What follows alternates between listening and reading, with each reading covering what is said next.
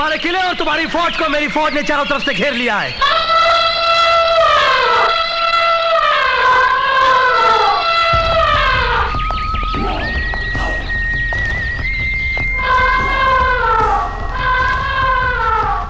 ये फौज,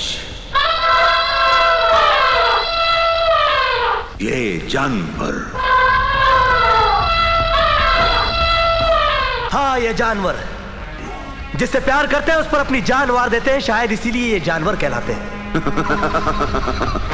और हाँ, ये जानवर तुम्हारे इन किराए की फौज की तरह नहीं है जो दौलत के लिए कल तक मेरे पिता के साथ थे, आज तुम्हारे साथ है और कल फिर मेरे साथ होंगे। कोहिनूर बाबा, मैं सिर्फ कोकेन का सौदागर ही नहीं बल्कि मौत का सौदागर भी हूं। मौत का सौदागर।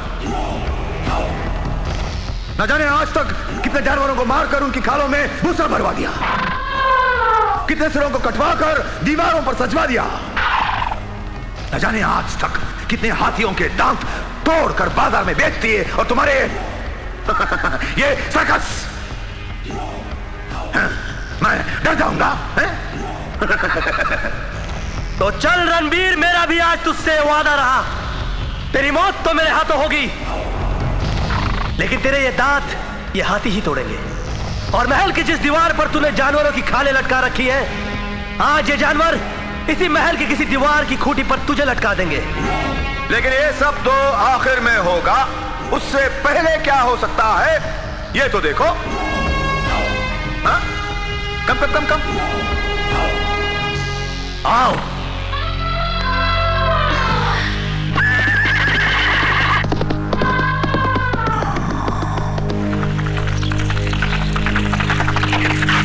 अली भाई,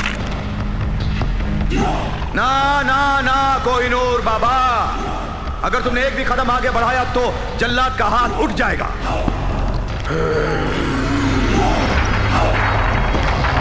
और अमीना भी जो पहले ही एक बेटा खो चुकी है, दूसरा बेटा भी खो देगी। रणवीर सिंह, जिंदगी और मौत का फैसला किसी जल्लाद के हाथ में नहीं, उस परवरदिगार के हाथ में है। महाराज, अल्लाह हमारी हिफाजत करेगा, आप आगे बढ़े। आप हमारी परवाह न करें महाराज, आपको अपने भगवान की कसम, आप आगे बढ़े महाराज। रुक जाओ कोहिनूर, ये मेरी आखिरी वार्निंग है। भगवान के नाम पे उठा कदम पीछे नहीं हटता रणबीर।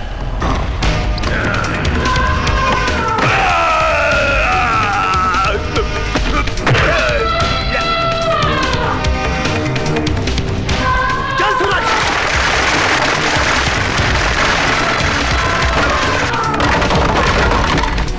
हमला करो।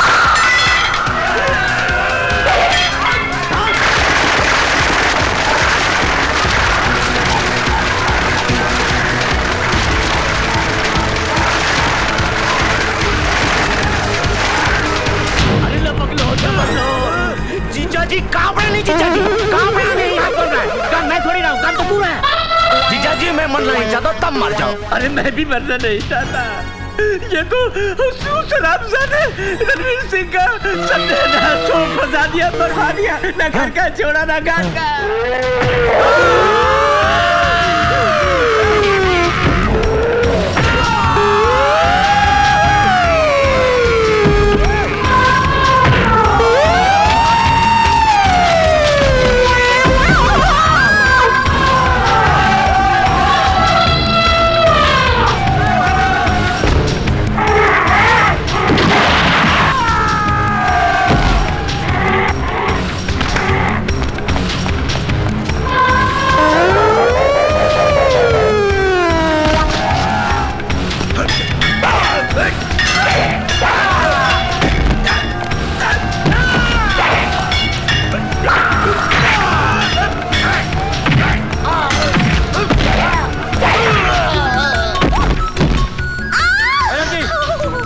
क्या कर रही है? मैं टीवी रिपोर्टर हूँ। TV reporter? वो देखो कैमरा। हाँ, वो शूटिंग के लिए भेजा है, लाइव टेलीकास्ट के लिए। यू नो, लाइव टेलीकास्ट तुम्हारे बॉस ने भेजा मुझे। इंटरव्यू? तुम्हारा भी इंटरव्यू होगा। मेरा इंटरव्यू? तो मुझे दे दो। मेरी शूटिंग? हाँ, ऊपर देखो। चली गई।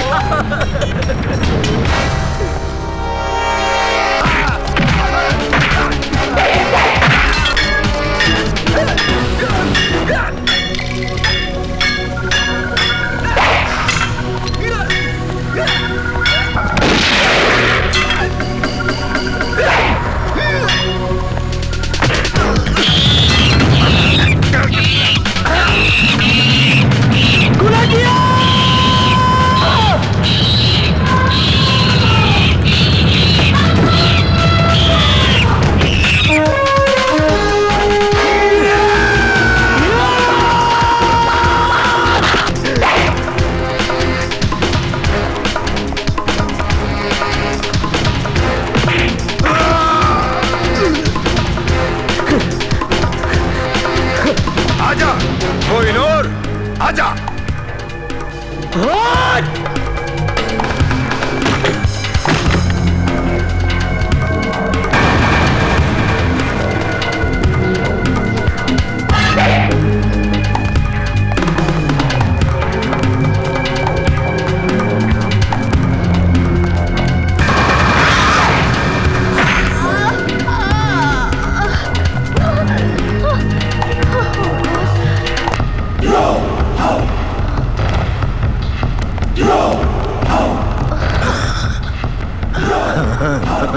अगर इसे प्यार करते हो तो हथियार फेंक दो।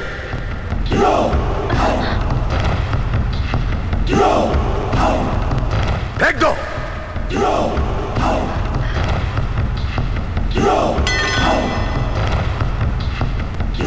तो सौदा यह है, इसकी गर्दन या तुम्हारी गर्दन।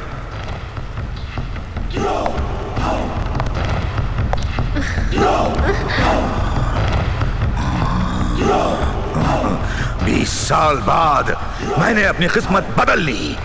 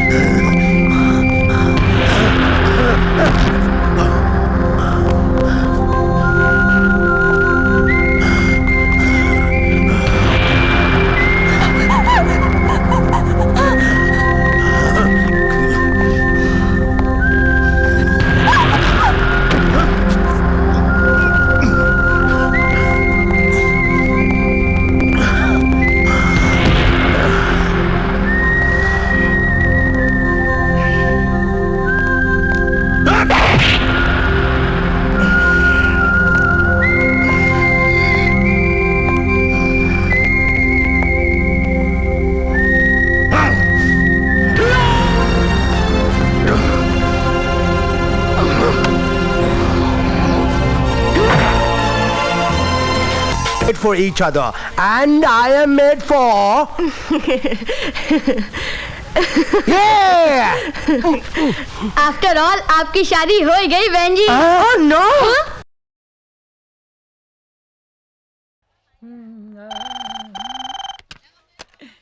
हेलो महाराज, मैं जर्मन बोल रहा हूँ। इसकी तो फिर से फोन आ गया इसका। सनी जी है क्या? Your attention please. नई दिल्ली से भागड़ा नगर जाने वाली गोलमाल एक्सप्रेस प्लेटफॉर्म नंबर 2 के बजाय प्लेटफॉर्म नंबर 5 से पा पा पी पी पू पू पी पी करती रवाना होगी। ओ महाराज, लगता है इस बार रेलवे स्टेशन का नंबर लग गया है।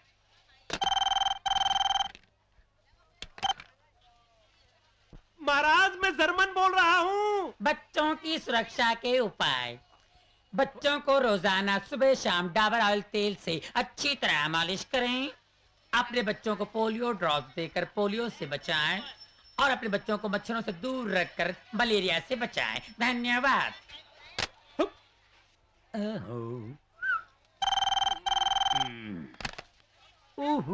वेलकम भाई, आपके पसंद प्रोग्राम में आपका स्वागत है। महाराज, स्वागत के लिए तो थैंक यू वेरी मच है। आपका नाम? ओ महाराज, मैं जर्मन बोल रहा हूँ। बड़ा प्यारा नाम है। आप कहाँ से बोल रहे हैं?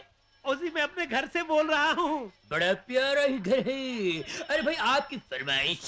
कैश। बड़ी प्यारी फरमाइश है। कैश मेरे की कली हूँ मैं, मुझसे ना रूठो बाबूजी, मुरझा गई तो फिर न खिलूंगी, कभी नहीं कभी नहीं कभी नहीं। ओ महाराज, ये गाने की आवाज कहाँ से आ रही है? और ये सन्नी फोटो स्टूडियो ही है ना? नहीं जी, ये जी टीवी है।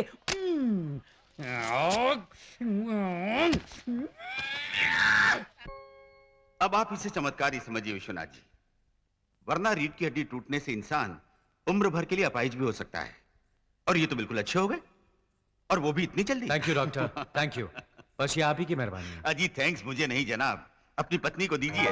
जिस तरह रात दिन सेवा करके इन्होंने आपको नई जिंदगी दी है, बल्कि यूं समझिए कि मेरी दवा नहीं, इनकी दुआ काम आई है। ऐसा जीवन साथी तो बड़े भाग्य से मिलता है जनाब। अच्छा, अब मैं चलता हूँ। नमस्कार। ओ थैंक यू डॉक्टर साहब, थैंक यू। ओए पुत्र जी महाराज, सुना तुमने डॉक्टर साहब ने हमारी बहू के बारे में क्या क्या कहा यार? है कमाल हो गया। बिल्कुल ठीक कहा। वाकई मेगा ने बहुत सेवा की है, एक नर्स की तरह, एक दोस्त की तरह। आई टेल यू डैड, अगर मेगा किसी अस्पताल में काम करेगी ना, तो जरूर मदर टेरेसा या फ्लोरेंस नाइटिंगेल जैसा नाम कमाएगी। ओए कल तेरी शादी की पहली सालगिरह है, तुझे याद आया? तू भूल गया पुत्र? है भूलूंगा कैसे डैड, कल ही तो हमारा एग्रीमेंट पूरा हो रहा है। एग्रीमेंट? ओए कौन सा? ओए उस एग्रीमेंट का आप क्या करना, फाड़ के फेंक दे यार पुत्र मेरे। No dad, now is the time to follow it. अभी तो उस पर अमल करना है। मतलब ये डैड कि मेगा बहुत ही अच्छी लड़की है, उसमें सच्चाई है, आत्मसम्मान है, सहनशीलता, सभी कुछ है, लेकिन फिर भी उसमें मुझे एक दोस्त नजर आता है, पत्नी नहीं।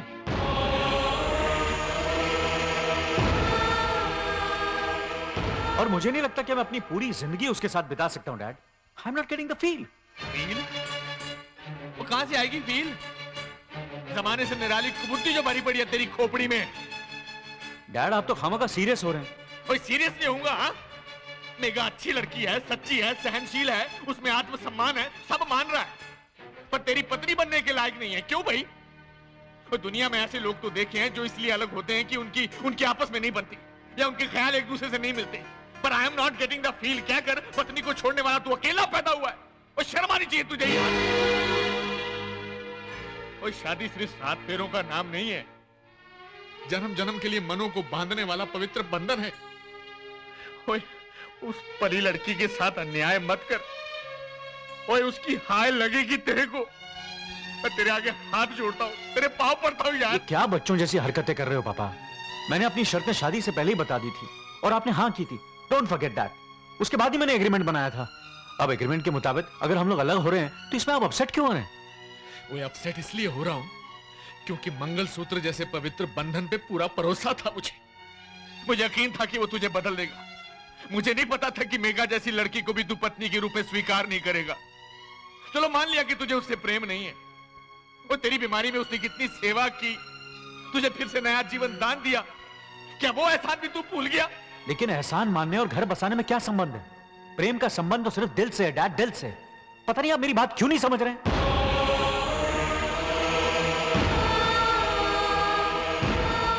एहसान तो उस डॉक्टर का भी है।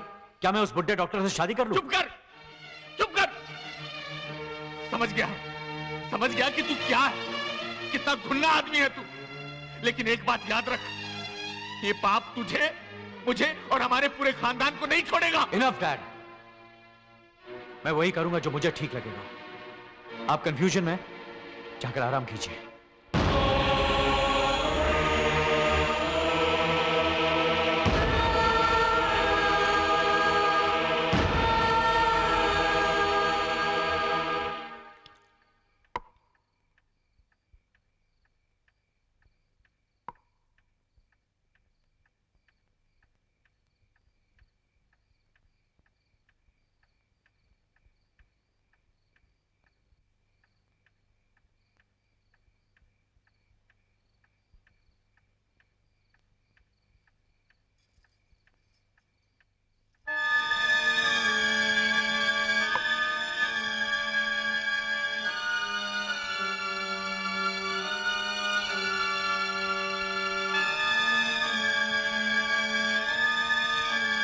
कल आप मुझे मेरे घर भेज देंगे?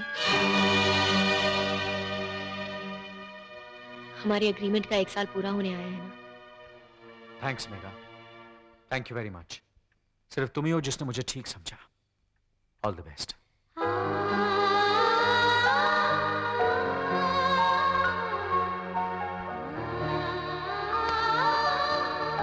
Ask someone to send some ice, please.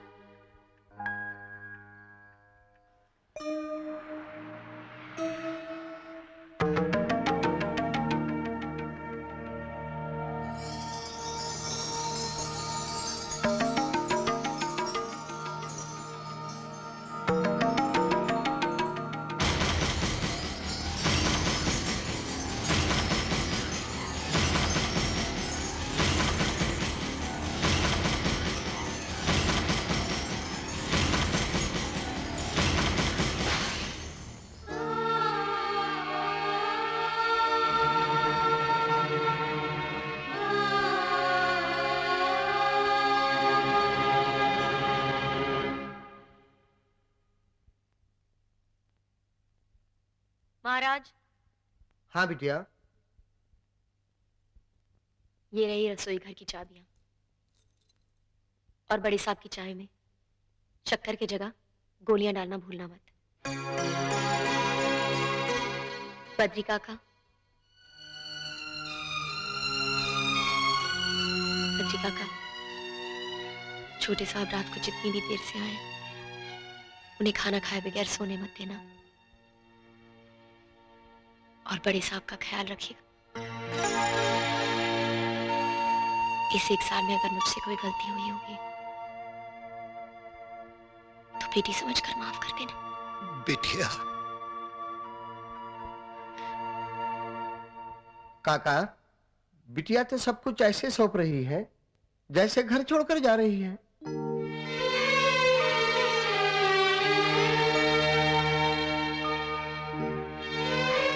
चलो सर कह रही हो पुत्र। डैडी कहने का हक तो आपके बेटे ने मुझसे छीन लिया ना। मेगा, मैं क्लब जा रहा हूं। रास्ते में तुम्हें तुम्हारे घर तक छोड़ता हुआ चला जाऊंगा।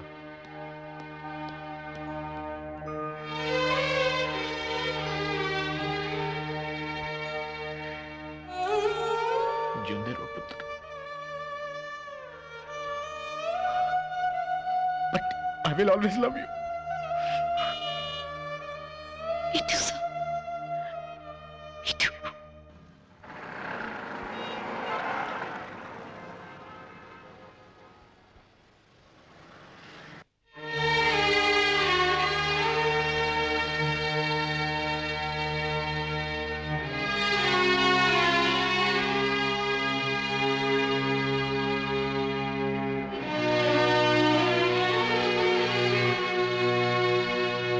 एक साल हमने मिलजुल के साथ गुजारा।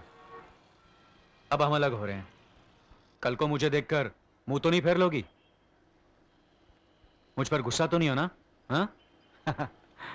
थैंक्स।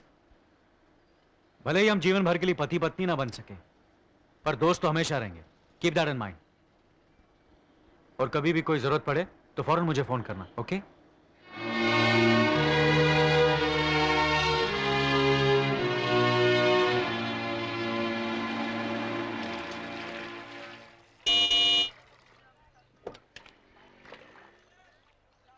बाय।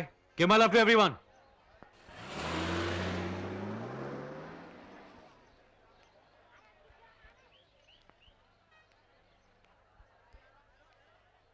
मेघा, दामाद जी बाहर के बाहर से ही चले गए, उन्हें अंदर क्यों नहीं बुलाया? और तू बिना खबर किए चली आई। सब ठीक तो है ना? क्या बात है मेघा, कुछ खास खबर? हाँ माँ, खास ही है। उन्होंने मुझे नौकरी से निकाल दिया। लेकिन नौकरी तो तुम्हें शादी से पहले ही छोड़ दी थी। आज पत्नी की नौकरी से निकाला है। पत्नी की नौकरी? ये क्या कह रही है तू? उन्होंने अग्रीमेंट किया था माँ, मुझे सिर्फ 1 साल के लिए पत्नी बनाने का। 1 साल के लिए पत्नी? ये कहाँ का रिवाज है? रिवाज नहीं माँ, मेरी बदकिस्मती है। अगर तुझे पता था तो तूने ऐसा एग्रीमेंट किया है क्यों? माँ, एक तो उन दिनों घर के हालात, और फिर एक आशा थी मन में, एक उम्मीद थी कि शायद जीवन भर का साथ हो। और उसके लिए मैंने कोशिश की माँ, बहुत कोशिश की, लेकिन मैं हार गई।